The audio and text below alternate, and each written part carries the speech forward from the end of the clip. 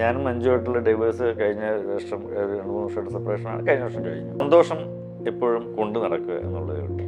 അത് ഏതാണോ ഏറ്റവും കൂടുതൽ രണ്ടുപേർക്കും കിട്ടുന്നത്, അല്ലെങ്കിൽ എല്ലാവർക്കും പരസ്പരം അങ്ങോട്ടും ഇങ്ങോട്ടും കിട്ടുന്നത്, അതിലേക്ക് നമ്മൾ മാറപ്പെടുക എന്നുള്ളതേ ഉള്ളൂ. വിട്ടുപോകുമ്പോഴോ അതാണ് നമ്മളെ കൂടെ ഇല്ലാത്തപ്പോഴോ അതാണ് ഹാപ്പിനെസ് എന്ന് പറയാൻ പറ്റില്ല. പക്ഷേ ആ വിഷമഘട്ടത്തിൽ നിന്ന് നമ്മൾ എങ്ങനെയാണോ മാറേണ്ടതെന്നല്ലേ നമ്മളെപ്പോഴും ആലോചിക്കുന്നത്. സിനിമയുടെ ഒരു തരത്തിൽ ഒരു ഘട്ടത്തിലേക്ക് എത്തിപ്പെടുന്നത് വരെ അതിനുശേഷം ഓക്കെ ഫൈൻ, നമുക്കൊരു പേരുണ്ടാവുക അല്ലെങ്കിൽ നമുക്കൊരു ഡിമാൻഡ് ഉണ്ടാവുക എന്ന് പറയുന്നൊരു സമയത്ത് ഫൈൻ.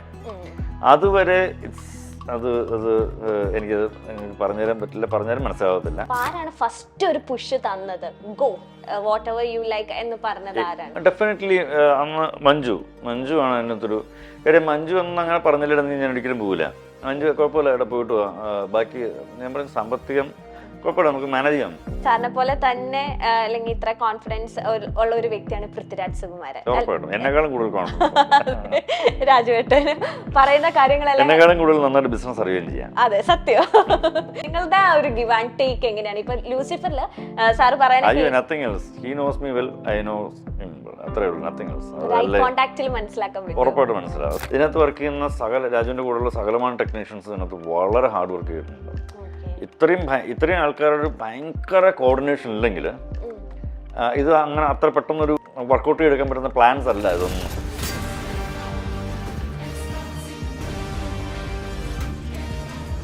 അന്ന് സിറ്റി ഓഫ് ഗോഡിന്റെ സമയത്ത് ലിജോയുടെ ഒരു പ്രത്യേക ഇതായിരുന്നു, നമുക്ക് ഒട്ടും അതായത് സ്റ്റാറ്റിക്കായിട്ട് ഫ്രെയിംസേ വേണ്ട, സ്റ്റാറ്റിക്കായിട്ട് ആ ക്യാരക്ടർ സെറ്റിലാകുന്ന 3 ക്യാരക്ടേഴ്സിന്റെ കഥ അവർ സെറ്റിലാകുന്ന സമയത്ത് മാത്രം സ്റ്റാറ്റിക്സ് മതി. നിങ്ങൾ മനസ്സിൽ കാണുന്ന ഇവന്റ് അത് ഏതുമായിക്കോട്ടെ, അതിനെ കൂടുതൽ കളർഫുൾ ആക്കാൻ കൂടുതൽ സ്പെഷ്യൽ കണ്ടന്റോടുകൂടി milestone events, birthday party, engagement, കല്യാണം, കോർപ്പറേറ്റ് ഇവന്റ്സ്, അങ്ങനെ ഏത് ഇവന്റ്സും കൂടുതൽ സ്പെഷ്യൽ കണ്ടന്റോടുകൂടി നമുക്ക് മനോഹരമാക്കാം മൈൽസ്റ്റോൺ ഇവന്റ്സിലൂടെ.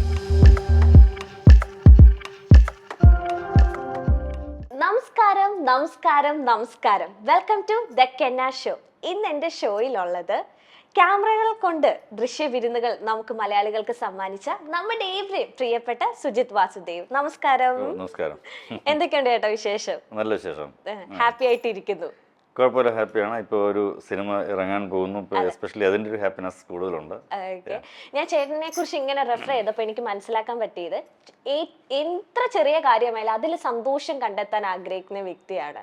നെഗറ്റീവ്സ് എല്ലാം മാറ്റി നിർത്താനും സന്തോഷങ്ങൾ അതിൽ കണ്ടെത്താൻ ആഗ്രഹിക്കുന്ന വ്യക്തിയാണ്, അല്ലേ? എല്ലാ മനുഷ്യരെയും പോലെ തന്നെയാണ് നമ്മളും. നെഗറ്റീവ്സ് നമ്മൾ കുറച്ച് വിഷമം ഉണ്ടാക്കും, പക്ഷെ എന്നാലും അതിൽ നിന്നൊന്ന് മാറി ആ സന്തോഷം ഒന്ന് എൻജോയ് ചെയ്യാൻ ശ്രമിക്കും. ആ നെഗറ്റീവ്സ് നമുക്ക് ഓക്കെ കുഴപ്പമില്ല, നമുക്ക് വഴിയെ കാണാം എന്ന് പറഞ്ഞൊരു ആറ്റിറ്റ്യൂഡിലേക്ക് എടുക്കാൻ ഞാൻ മാക്സിമം ശ്രമിക്കാറുണ്ട്. മേ ബി അത് പുറത്ത് ഇത്തരം പ്ലാറ്റ്ഫോമിൽ പറയുമ്പോൾ എല്ലാവർക്കും വിസിബിൾ ആകുന്ന മേ ബി അത് മാത്രമായിരിക്കും.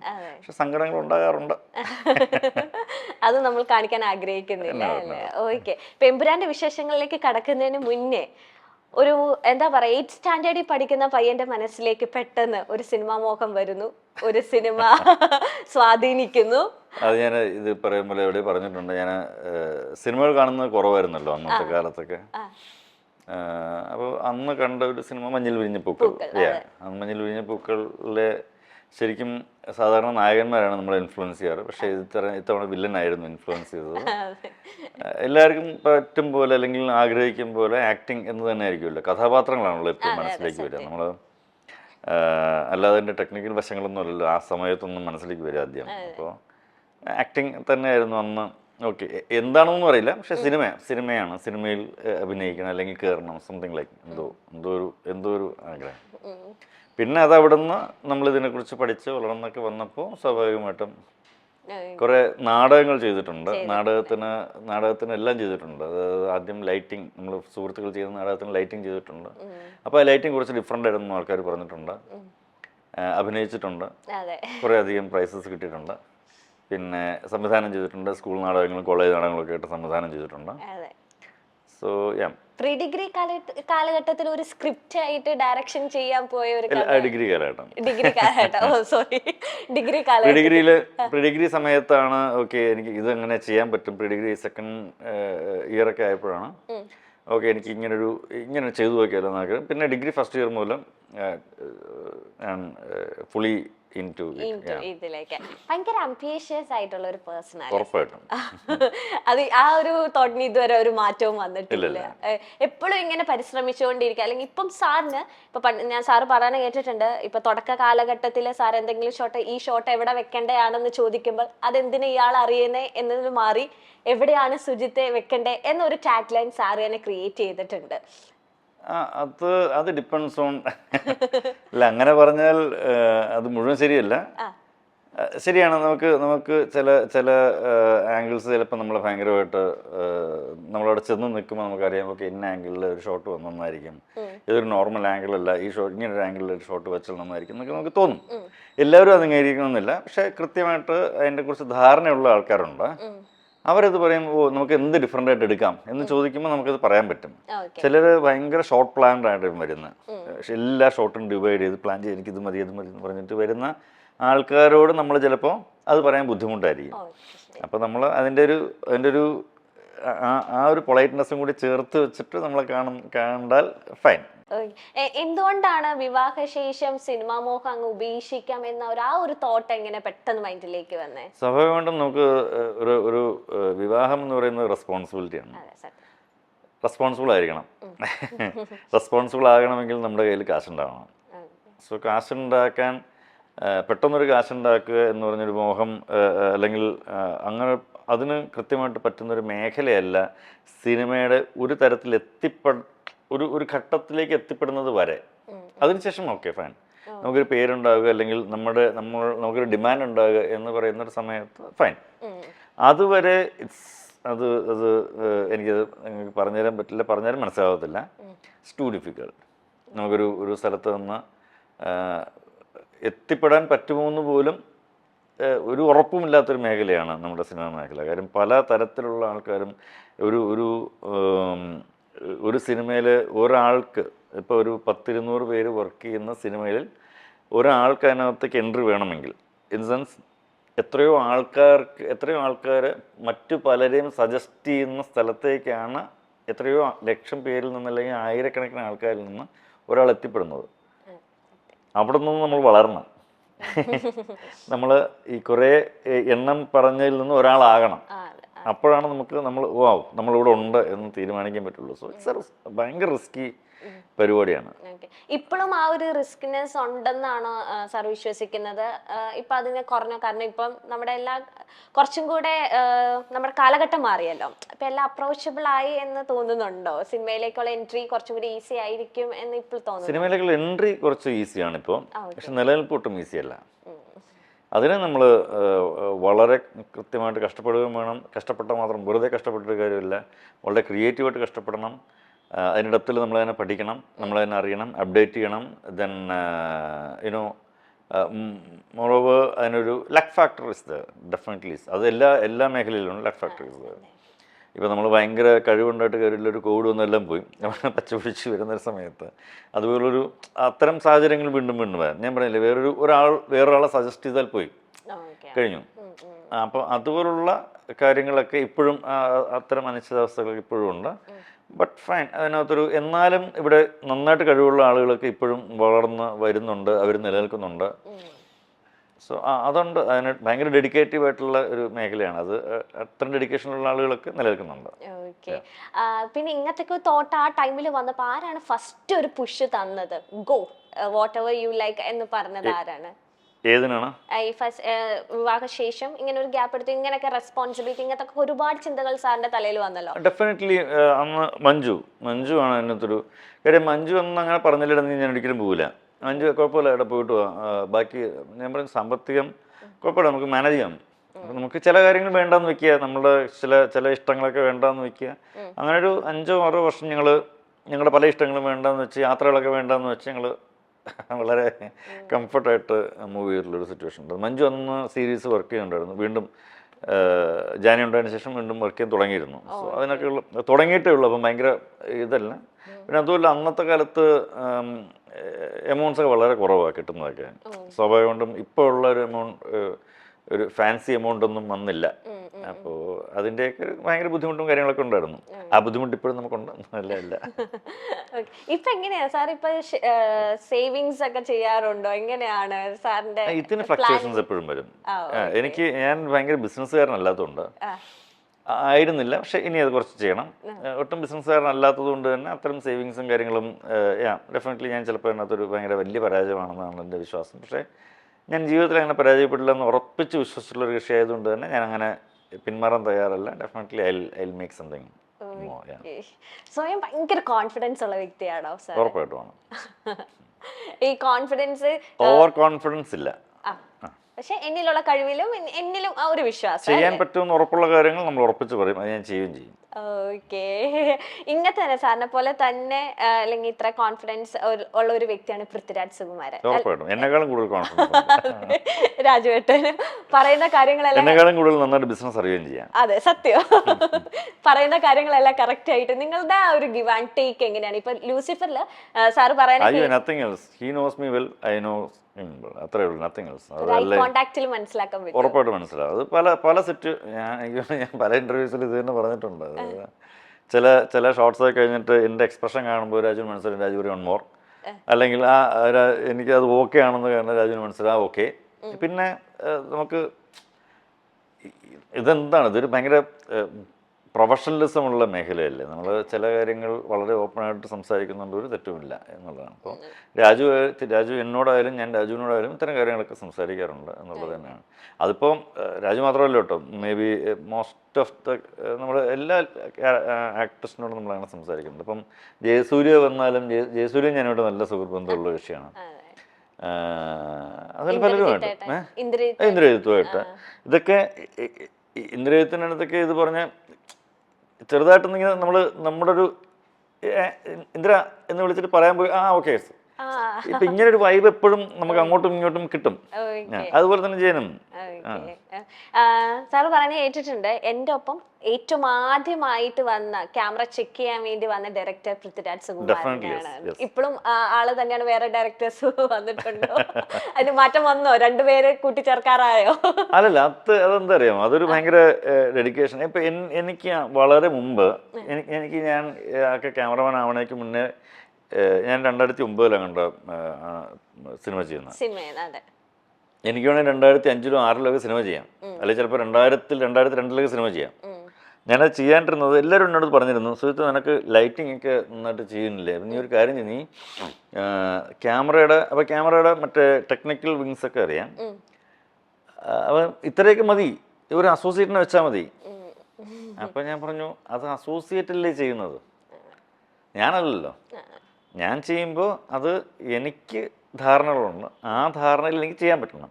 അപ്പോൾ എന്ത് വേണം, അപ്പോൾ എനിക്ക് അതിനകത്ത് മുഴുവനായിട്ട് അറിയണം, ക്യാമറ ഇന്നതാണ്, ലെൻസ് ഇന്നതാണ്, എന്തൊക്കെയാണ് വേണ്ടത്, ഇതിനകത്ത് എത്ര കട്ട് ചെയ്യാം, എത്ര ഓപ്പൺ ചെയ്യാം, എന്ത് ലൂമിനൻസ് ഉണ്ട്, എത്ര മറ്റേ ആസ്പെക്ട് റേഷ്യോ എന്ത് വെക്കണം, അത് ഇതെല്ലാം അറിഞ്ഞിരിക്കുന്നിട്ട് ഞാൻ ചെയ്യുമ്പോഴാണ് ഞാനാകുന്നത്. അല്ലെങ്കിൽ പിന്നെ മറ്റേ പുള്ളിയല്ലേ ചെയ്യുന്നത്. അപ്പം അത് ചീറ്റിംഗ് അല്ല, ഇറ്റ്സ് നോട്ട് ഗുഡ്.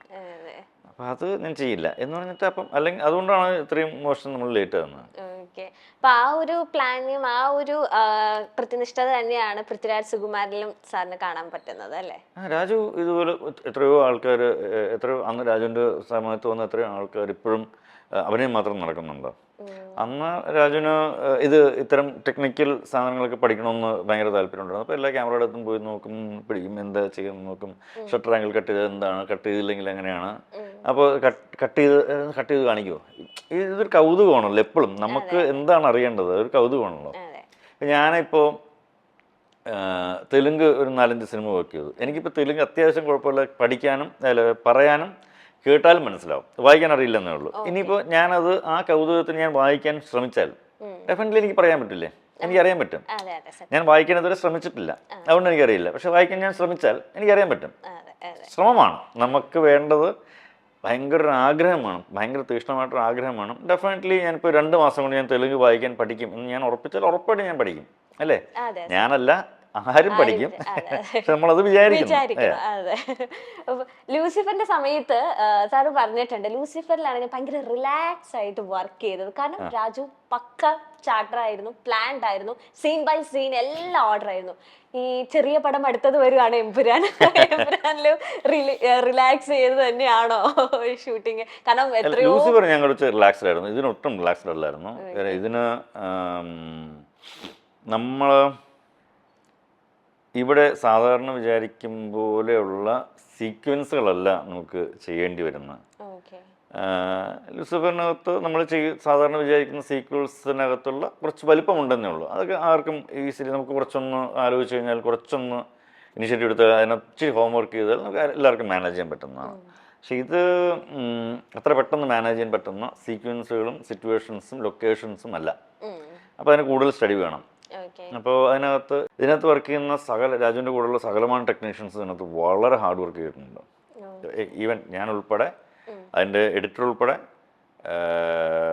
അതിൻ്റെ അസോസിയേറ്റ് ഡയറക്ടർ വാവ ഉൾപ്പെടെ, അസിസ്റ്റൻറ്റ് ഡയറക്ടേഴ്സ് ഉൾപ്പെടെ, നിർമ്മൽ എന്ന് പറഞ്ഞ ക്രിയേറ്റീവ് ഡയറക്ടർ ഉൾപ്പെടെ, എൻ്റെ കൂടെ വർക്ക് ചെയ്യുന്ന ഏകദേശം ഒരു 10-12 ആൾക്കാർ ഉൾപ്പെടെ, ഇത്രയും ആൾക്കാരുടെ ഭയങ്കര കോർഡിനേഷൻ ഇല്ലെങ്കിൽ ഇത് അങ്ങനെ അത്ര പെട്ടെന്നൊരു ഒരു ഒരു ഒരു വർക്കൗട്ട് ചെയ്തെടുക്കാൻ പറ്റുന്ന പ്ലാൻസ് അല്ല ഇതൊന്നും. കാര്യം നമ്മൾ ഇതുവരെ അങ്ങനെ ശീലിച്ചിട്ടില്ല, ഇതുവരെ അങ്ങനെ കണ്ടിട്ടില്ലാത്ത കുറച്ചധികം കാര്യങ്ങളുണ്ട് അതിനകത്ത്. അതൊരു ഭയങ്കര നല്ല എക്സ്പീരിയൻസ് ആയിരുന്നു. എനിവേ ഒട്ടും റിലാക്സ്ഡ് അല്ലായിരുന്നു. ഇപ്പൊ എങ്ങനെയാ അവസ്ഥ? ഇപ്പൊ ഓക്കെ. ഞാൻ പറയുന്നത് ഷൂട്ട് കഴിയുന്നവരെ എല്ലാ ദിവസവും അടുത്ത ദിവസം അയ്യോ അതെന്താകും എന്നൊരു ടെൻഷൻ ഇങ്ങനെ എപ്പോഴും കയറി വരും. ഞാൻ ലൂസിഫർ കുറച്ച് റിലാക്സ്ഡ് ആയിരുന്നു എന്ന് പറഞ്ഞത് നമുക്ക് നമ്മുടെ കൺട്രോളിൽ നിൽക്കുന്നുള്ളതുകൊണ്ടാണ്. അങ്ങനെ റിലാക്സ് പറഞ്ഞാൽ ചില്ല് ചെയ്ത് ഷൂട്ട് ചെയ്തെന്നുള്ളതല്ല. മനസ്സിലായി. അങ്ങനെ ഒരു നല്ല ടീം ഉള്ളത് കൊണ്ടാണ് അതിനെ എക്സിക്യൂട്ട് ചെയ്യാൻ പറ്റുന്നത്. ഓരോ പടത്തിലേക്കുള്ള സാറിന്റെ ഒരുക്കങ്ങൾ എങ്ങനെയാണ്? ഇപ്പൊ എമ്പുരാൻ, ഇപ്പൊ ലേറ്റസ്റ്റ് എമ്പുരാനിലാണ് വന്ന് നിൽക്കുന്നത്. അപ്പം എമ്പുരാന് തൊട്ട് മുന്നേ ഉള്ള എങ്ങനെയാണ് പ്രിപ്പറേഷൻസ് ആസ് എ സിനിമാറ്റോഗ്രാഫർ എന്ന നിലയിൽ എന്തൊക്കെ പ്രിപ്പറേഷൻസ് എടുക്കുക? ട്രേഡ് സീക്രട്ട് ആണ്, പറയണോ? കുറച്ച് പറഞ്ഞു, ഇവരൊക്കെ പഠിച്ചോട്ടെ. രഹസ്യമായിട്ട് പറഞ്ഞു കൊടുത്താൽ പോരെ. 2-3 മെയിൻ 2 പറയണ്ട, ബാക്കി 3 പറഞ്ഞു. ഒന്നുമില്ല, അതിൻ്റെ ആത്യന്തികമായിട്ട് എന്തുവാ, അത് നമുക്കൊരു സ്ക്രിപ്റ്റ് വായിക്കുമ്പോൾ ഇതിൻ്റെ വലിപ്പവും ഇതെങ്ങനെയാണ് ഷൂട്ട് ചെയ്യേണ്ടതെന്ന് അറിയാം. ദെൻ നമ്മളിതുവരെ ചെയ്തിട്ടില്ലാത്ത സംഗതിയാണെങ്കിൽ എങ്ങനെയാണ് മറ്റുള്ളവർ അത്തരം കാര്യങ്ങൾ അപ്രോച്ച് ചെയ്തിരിക്കുന്നത് പഠിക്കുക. ഇത് ഇഷ്ടംപോലെ ആൾക്കാരുടെ BTSും AC-യുടെ മാഗസിൻസും മറിച്ച് എല്ലാ പുസ്തകങ്ങളും ഇപ്പം നമുക്ക് അവൈലബിൾ ആണ്. റീൽസ് അവൈലബിൾ ആണ്, BTSൻ്റെ ഷോർട്സ് അവൈലബിൾ ആണ്. അപ്പം അത്തരം കാര്യങ്ങളൊക്കെ ഇരുന്ന് നമുക്കിപ്പോഴും ഒരിക്കലും നമ്മൾ ഇതൊന്നും പഠിച്ചു തീരത്തില്ല. ഞാനിപ്പോൾ എല്ലാ ദിവസവും ഓരോന്ന് കാണുമ്പോൾ അയ്യോ ഇതെങ്ങനെ ചെയ്തു എന്ന് ആലോചിക്കാൻ പറ്റുന്ന തരത്തിലുള്ള അപ്ഡേറ്റ്സ് വന്നുകൊണ്ടിരിക്കുക. ക്യാമറയുടെയും അപ്ഡേറ്റ്സ് വന്നുകൊണ്ടിരിക്കുക. അപ്പോൾ ഇവിടെ എന്ത് കുറച്ച് ഡിഫറെൻ്റ് ആയിട്ട് ചെയ്യാം എന്ന് എപ്പോഴും ആലോചിക്കുക. എല്ലാ സിനിമകളിലും ഭയങ്കര ഡിഫറെൻ്റ് ആയിട്ട് ചെയ്യണം എന്ന് ഒരു നിർബന്ധവുമില്ല. ഇത് ഇങ്ങനെ ഡിഫറെൻ്റ് ആയിട്ട് ചെയ്യണം എന്ന് നിർബന്ധം. പക്ഷെ അത് ചില സിനിമകൾ വരും, ചില ക്യാരക്ടേഴ്സുമായിട്ട് ബന്ധപ്പെട്ടുള്ള സിനിമകൾ വരും. അങ്ങനെയൊക്കെയാണ് നമുക്ക് ചെയ്യാൻ പറ്റുന്നത്. എല്ലാ സിനിമകളിലും പോയി ഡിഫറെൻറ്റ് എന്ന് പറഞ്ഞിട്ട് അത് ബുദ്ധിമുട്ടായിരിക്കും. അപ്പോൾ അതിനുള്ള പ്രിപ്പറേഷൻസ് എങ്ങനെ ഈ പറഞ്ഞതുപോലെ ഇത് സുഹൃത്തുവാസത്തിൻ്റെ ഫ്രെയിമാണോ എന്നെങ്ങനെ ചോദിപ്പിക്കാതിരിക്കാം, ഇത് അയാൾ സ്ഥിരം ചെയ്യും പോലെയാണ് ചെയ്തിരിക്കുന്നത് പറയിപ്പിക്കാതിരിക്കാം, പിന്നെ എന്ത് ഡിഫറൻ്റായിട്ട് ഈ സമയത്ത് നമ്മൾ അപ്രോച്ച് ചെയ്യാം എന്ന് നമുക്ക് ആലോചിക്കാനൊരു സ്പേസ് ഇപ്പോൾ ഒരുപാടുണ്ട്. നമുക്ക് അതിനെക്കുറിച്ച് പഠിക്കുക. ഇത്രയൊക്കെയാണ് നമുക്ക് പ്രിപ്പയർ ചെയ്യാൻ പറ്റുന്നത്. പിന്നെ എൻ്റെതായിട്ടുള്ള 2-3 ഭാവങ്ങൾ. അതെ, അത് പറയണ്ട, അതായിട്ട് കേട്ടല്ലോ, പഠിച്ചോ. ഓക്കെ സാർ, ഒരു ഫിലിമിലേക്ക് കിടക്കുമ്പോൾ സ്ക്രിപ്റ്റ് മൊത്തം വായിച്ചിട്ടാണോ, സ്ക്രിപ്റ്റ് കഥ എന്താണെന്ന് അറിഞ്ഞിട്ടാണോ ലൈക്ക് ജോയിൻ ചെയ്യുന്നത്? കാരണം നമുക്ക് ആ സ്ക്രിപ്റ്റ് വായിച്ചാലല്ലേ ഓരോ ക്യാരക്ടേഴ്സിനെ എങ്ങനെയാണ് പോർട്രേറ്റ് ചെയ്യേണ്ടത്, അല്ലെങ്കിൽ ആരൊക്കെയാണ് ഇത്ര ഇമോഷൻസ് എടുക്കുന്നത്, നമുക്ക് ക്യാമറയിൽ ഒപ്പണെങ്കിൽ ഒരു സ്ക്രിപ്റ്റ് മൊത്തം അറിഞ്ഞിരിക്കും. അപ്പൊ അങ്ങനെയാണോ സാറ് ചെയ്യാറ്? അതെ, അതെല്ലാ സിനിമകളും അങ്ങനെയാണ്. ഈച്ച് ആൻഡ് എവരി സിനിമ അങ്ങനെയാണ്. മിക്കവാറും ചില സിനിമകൾക്ക് ഫുൾ സ്ക്രിപ്റ്റ് എൻ്റെ കയ്യിൽ എപ്പോഴും ഉണ്ടാവും. അന്ന് എടുക്കുന്ന സീൻസ് എസ്പെഷ്യലി ഉണ്ടാവും. അന്ന് എന്താണ് എടുക്കുന്ന സീൻസ്. ഇതിന് ഇപ്പം ലൂസിഫറിൻ്റെ സീനൊന്നുമില്ല. കാര്യം രാജു ഒരു 8-10 പ്രാവശ്യം ഞങ്ങൾ എല്ലാവരും ഇരിക്കുന്ന സമയത്ത് നറേറ്റ് ചെയ്തിട്ടുണ്ട് ഓരോ സീക്വൻസ് ഇന്നതാണെന്ന്. ബൈഹാർട്ടാണ് അത്, ഇതാണ് ചെയ്യാൻ പോകുന്നത്. എൻ്റെ ഡയലോഗ്സ് ചിലപ്പോൾ നമുക്ക് മിസ്സായെന്നിരിക്കും. മീൻസ് ഇതാണ് ഈ ഡയലോഗിലാണ് ഇപ്പോൾ ഇവിടെ പറയുന്നത് മിസ്സായെന്നിരിക്കും. അപ്പോൾ രാവിലെ ഒന്ന് സീൻ വായിക്കുമ്പോൾ നമുക്കറിയാൻ പറ്റും. അതല്ലെങ്കിൽ ഈ സീക്വൻസ് കഴിഞ്ഞാൽ ഇന്ന കട്ട് കഴിഞ്ഞിട്ട് ഈ സീൻ എന്ന് വരെ നമുക്ക് കൃത്യം ധാരണയുണ്ട്. ഇത്തരം ചില ഈ ലൂസിഫർ എമ്പുരാനും എല്ലാ സിനിമകളും നമുക്ക് ധാരണ ഉണ്ടാവില്ല. കാര്യം ഓരോ ഡയറക്ടേഴ്സും ഡിഫറെൻ്റ് ആണ്. ഇതാണ് ശരിയെന്ന് നമുക്ക് പറയണമെന്ന് പറ്റില്ല. കാര്യം ഇത് നമ്മൾ ചാർട്ട് ചെയ്തത് കൃത്യം നമ്മൾ എക്സിക്യൂട്ട് ചെയ്യുകയാണ്. ചിലർ അവിടെ വന്നിട്ടുള്ള ഇംപ്രവൈസേഷൻ ഉണ്ട്. അപ്പോൾ ഇതായിരിക്കില്ല, മറ്റേതായിരിക്കും ആ സമയത്ത് നമുക്ക് ശരിയെന്ന് തോന്നുന്നത്. അത് വേറൊരു മൂഡാണ്. അതൊരിക്കലും അത് തെറ്റാണെന്നോ ഇത് ശരിയാണെന്നോ നമുക്ക് ഒരിക്കലും പറയാൻ പറ്റില്ല. ഓരോ തരത്തിലും ഓരോരുത്തരും ഓരോ തരത്തിലാണ്.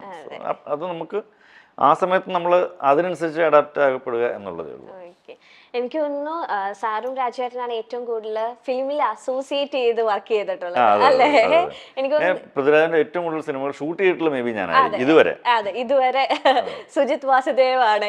മിക്ക പടങ്ങൾ എടുത്ത് നോക്കിയാലും സാറിന്റെ അല്ലെങ്കിൽ നോക്കിയാലും പൃഥ്വിരാജ് സുകുമാരനുണ്ട്. അപ്പൊ രാജുവേട്ടന്റെ ഒരു ട്രാൻസിഷൻ എങ്ങനെയാണ് സാറ് നോക്കി കാണുന്നത്? ഞാൻ രാജുവായിട്ട് അസോസിയേറ്റ് ചെയ്യുന്ന ഫസ്റ്റ് സിറ്റി ഓഫ് ഗോഡ് ആണ്. സിറ്റി ഓഫ് ഗോഡ്, അതെ. അതിനു മുമ്പ് നായകൻ എന്ന് പറഞ്ഞ സിനിമയിലും ചേകൂർ എന്ന് പറഞ്ഞ സിനിമയിലും ഇന്ദ്രജിത്ത് ആയിട്ട് അസോസിയേറ്റ്. ഇന്ദ്രജിത്തിന്റെ ഒരു ക്ലാഷ് വർക്ക്, ലിജോയുടെ ഒരു നായകനിൽ ക്ലാഷ് വർക്ക് ചെയ്യാൻ പോയതാണ്. ദെൻ ചേകൂർ എന്നുള്ള സിനിമ ഞാനും അവിടെ നിന്നാണ് നമുക്ക് അത് ചെയ്താലോ എന്ന് ചോദിക്കാൻ ഞാൻ അങ്ങനെ ജോയിൻ ചെയ്യുന്നത്. ഞാൻ ഇന്ദ്രനാണ് രാജുവിനോട് പറഞ്ഞത്, ഇങ്ങനെ ഒരു കക്ഷി ഞങ്ങളിങ്ങനെ വർക്ക് ചെയ്യുന്നുണ്ടെന്ന് പറഞ്ഞപ്പോഴും. പക്ഷെ ലിജോ ആണ് വിളിച്ചത് സിറ്റി ഓഫ് ഗോഡിലേക്ക്. ആദ്യത്തെ ഇപ്പോൾ രാജുവിനെ കുറിച്ച് എല്ലാവരും ഭയങ്കര എല്ലാത്തിലും കയറി ഇടപെടും എന്നൊക്കെ പറഞ്ഞു കേട്ടിട്ടുണ്ട്. എനിക്ക് ഫീൽ ചെയ്തിട്ടില്ല. ഇടപെടും ഇൻ ദ സെൻസ് ഒരാഗ്രഹം ചോദിക്കുകയും പറയുകയും ചെയ്യുന്നതിനകത്ത് ഇടപെടൽ എന്നുള്ള രണ്ട് വാക്കാണ്, രണ്ട് ഫീലിംഗ് അത്. ഇത് എത്രയാണ് ലെൻസ് എന്ന് അറിയാൻ ഒരാൾക്ക് ആഗ്രഹമുണ്ടെങ്കിൽ അത് ചോദിച്ചാലേ അറിയാൻ പറ്റുള്ളൂ. അത് ഇടപെടലല്ലോ.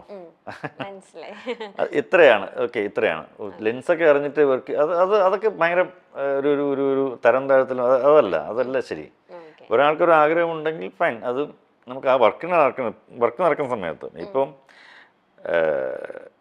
ഇന്നലെ നിങ്ങളുടെ ഒരു ഇൻസ്റ്റാഗ്രാമിലൊരു കക്ഷി എൻ്റെ അടുത്ത് രാജുവേട്ടൻ പറഞ്ഞല്ലോ 1:2.8 ആണ് നിങ്ങൾ ഷൂട്ട് ചെയ്തിരിക്കുന്നത്, പക്ഷെ ഞങ്ങൾ ഇട്ട് നോക്കുമ്പോൾ അതൊന്നും കാണുന്നില്ലല്ലോ, എന്താണ് എൻ്റെ വ്യത്യാസം, വൈ ഇസ് ലൈക്ക് ദാറ്റ് എന്നൊക്കെ പറഞ്ഞിട്ട് ഭയങ്കര ഒരു ക്വസ്റ്റനൊക്കെ ചോദിച്ചു എൻ്റെ അടുത്ത്. ഞാൻ പുള്ളിയുടെ അടുത്ത് മെസ്സേജ് അയച്ചു, എൻ്റെ പൊന്നു സഹോദരൻ, ഇത്തരം കാര്യങ്ങളിൽ ടെൻഷൻ അടിക്കും ഞങ്ങളില്ലേ, ഇങ്ങനെ ടെക്നീഷ്യൻസ് ഞങ്ങളുണ്ടല്ലോ, നിങ്ങൾ എന്തിനാണ് ടെൻഷൻ അടിക്കുന്നതിന്? നിങ്ങൾക്ക് ഞങ്ങളൊരു ഫോർമാറ്റിൽ തരുന്നുണ്ട്, ചിലപ്പോൾ നിങ്ങൾക്ക് ഇഷ്ടപ്പെടാം, ചിലപ്പോൾ നിങ്ങൾക്ക് ഇഷ്ടപ്പെടാതിരിക്കും. ഈ രണ്ട് കാര്യങ്ങളിലുള്ളൂ നിങ്ങൾക്ക് സംഭവിക്കുന്നത്. ഇനി ഇത് പഠിക്കാനാണെങ്കിൽ ചോദ്യം അതല്ല ചോദിക്കേണ്ടത്, നമുക്ക് പറയാനുള്ളതല്ലേ. അപ്പോൾ അങ്ങനെയല്ല അത് ചോദിക്കേണ്ടത്. അതൊരു ഒരു തരത്തിലുള്ള ഹറാസ്മെൻ്റ് ആയിട്ടാണ് എനിക്ക് തോന്നിയത്. That's not fair. അത് അവർ അറിയേണ്ട കാര്യമല്ല. അത് സിനിമ കാണുക മാത്രമേ ഉള്ളൂ അവരുടെ ജോലി. ഞാൻ പറയുന്നത് അങ്ങനെ ചോദിക്കുന്നതും ഈ അറിയാൻ വേണ്ടി ചോദിക്കുന്നതും രണ്ടാണ്. അപ്പോൾ അറിയാൻ വേണ്ടി ചോദിക്കുന്നതിനകത്താണ് ആൾക്കാർ പറയുന്നത് ഇടപെടുമെന്ന്. ഇടപെടലല്ല. രാജു അങ്ങനെ ചോദിച്ചിട്ടാണ് ഇത്തരം ഓരോ കാര്യങ്ങളും രാജു മനസ്സിലാക്കിയിട്ടുള്ളതും. ഓരോരുത്തരുടെ ഇപ്പോൾ എത്ര ലെജൻസിൻ്റെ കൂടെ രാജു വർക്ക് ചെയ്തിട്ടുണ്ട്. നമ്മളൊക്കെ അങ്ങനെ രാജു വർക്ക് ചെയ്തിട്ടുള്ള ആൾക്കാർ നോക്കുമ്പോൾ നമ്മളൊക്കെ എന്താണ്, നമ്മളൊന്നുമല്ല. എത്രയോ അധികം മുകളിലുള്ള വലിയ ആൾക്കാരുടെ കൂടെ രാജു വർക്ക് ചെയ്തിട്ടുണ്ട്. എത്ര ടെക്നീഷ്യൻസിൻ്റെ വർക്ക് ചെയ്തിട്ടുണ്ട്. ഇപ്പം റഹ്മാൻ സാറോട്ട് അവിടെ വർക്ക് ചെയ്യുന്നു, ബ്ലസ് സാർ വർക്ക് ചെയ്യുന്നു, സന്തോഷ് സാറോട് വർക്ക് ചെയ്യുന്നു, രവി കിഷനോട് വർക്ക് ചെയ്യുന്നു, രവി വർമ്മനായിട്ട് അസോസിയേറ്റ് ചെയ്യുന്നു, രാജ്മോഹനായിട്ട് അസോസിയേറ്റ് ചെയ്യുന്നു, ഇത്ര പേര് കേട്ടോ. അപ്പോൾ അതൊരു പ്രശാന്ത് നീൽ, ആ ടീംസ്, അതൊരു ചില്ലറ കാര്യമില്ല. പിന്നെ ഹിന്ദിയിൽ എന്തോരം കക്ഷികളുണ്ട്. അപ്പോൾ നമ്മുടെ ബ്ലെസ്സിങ്സ് എന്ന് പറയുന്നത് ഇത്രയും പേര് വർക്ക് ചെയ്തിട്ടുണ്ടെങ്കിലും രാജു ഡയറക്റ്റ് ചെയ്യുന്നൊരു സിനിമയിൽ എത്തിയപ്പോൾ നമുക്കൊരു ചാൻസ് അദ്ദേഹത്തിനോട് വർക്ക് ചെയ്യാൻ കിട്ടുന്നു. സോ അത് നമ്മുടെ ബ്ലെസ്സിങ്. അല്ലെങ്കിൽ നമ്മൾ അതുവരെ വർക്കിനോട് കാണിച്ച ഡെഡിക്കേഷൻ, സംതിങ് ലൈക്ക് ഇത്രയും ഫ്രണ്ട്സ് ഉണ്ടോ, ഫ്രണ്ട്ഷിപ്പ് അല്ലല്ലോ അത്. ഇപ്പൊ സിറ്റി ഓഫ് ഗോഡ് സാർ പറഞ്ഞുകൊണ്ട് ചോദിക്കുകയാണ്, സിറ്റി ഓഫ് ഗോഡിന്റെ ഒരു ക്യാമറ വർക്കിംഗ് ടെക്നിക്കൽ സൈഡൊക്കെ കുറച്ച് ഡിഫറെന്റ് ആയിരുന്നു അല്ലേ? അപ്പം ആ ഒരു ടൈമില് അങ്ങനെ പ്രഷർക്ക് ഉൾക്കൊള്ളാൻ പറ്റിയില്ലെങ്കിലും പിന്നീട് അതെല്ലാം ഉൾക്കൊണ്ട് ഒരു അടിപൊളി ക്യാമറ ടെക്നിക്കിലേക്ക് മാറിയത്. അന്ന് സിറ്റി ഓഫ് ഗോഡിന്റെ സമയത്ത് ലിജോയുടെ ഒരു പ്രത്യേക ഇതായിരുന്നു, നമുക്ക് ഒട്ടും അതായത് സ്റ്റാറ്റിക്കായിട്ട് ഫ്രെയിംസേ വേണ്ട. സ്റ്റാറ്റിക്കായിട്ട് ആ ക്യാരക്ടർ സെറ്റിലാകുന്ന 3 ക്യാരക്ടേഴ്സിൻ്റെ കഥയാണ്. അവർ സെറ്റിലാകുന്ന സമയത്ത് മാത്രം ആ സ്റ്റാറ്റിക്സ് മതി. അതെല്ലാം ക്യാമറ സ്റ്റാറ്റിക് ആകുന്ന പരിപാടിയേ വേണ്ട, എല്ലാം ഹാൻഡ് ഹെൽഡ് നമുക്ക് ചെയ്യാമോ. അപ്പം ഞാനന്ന് ന്യൂസിനൊക്കെ വേണ്ടിയിട്ട് സ്റ്റുഡിയോസിലൊക്കെ ന്യൂസ് കൊടുക്കും, നമ്മുടെ ന്യൂസ് കൊടുക്കും. അപ്പം ന്യൂസിനൊക്കെ വേണ്ടിയിട്ട് ഞാൻ സിംഗർഷിപ്പൊക്കെ ആയിട്ട് ഓടി നടത്തുന്നുള്ള സമയമുണ്ട്. ക്യാമറ എടുത്ത് മറ്റ് പല സാധനങ്ങളും സാധനങ്ങളൊക്കെ ഷൂട്ട് ചെയ്യാൻ ഓടി എന്നുള്ള പരിചയമുണ്ട്. അപ്പോൾ എനിക്കത് ഈസി ആയിരുന്നു ചെയ്യാൻ. അന്ന് ഇന്നത്തെ കാലത്ത് ഇന്നിപ്പോൾ ഉള്ളതുപോലുള്ള മറ്റ് റിക്സോ കാര്യങ്ങളോ ഇല്ല.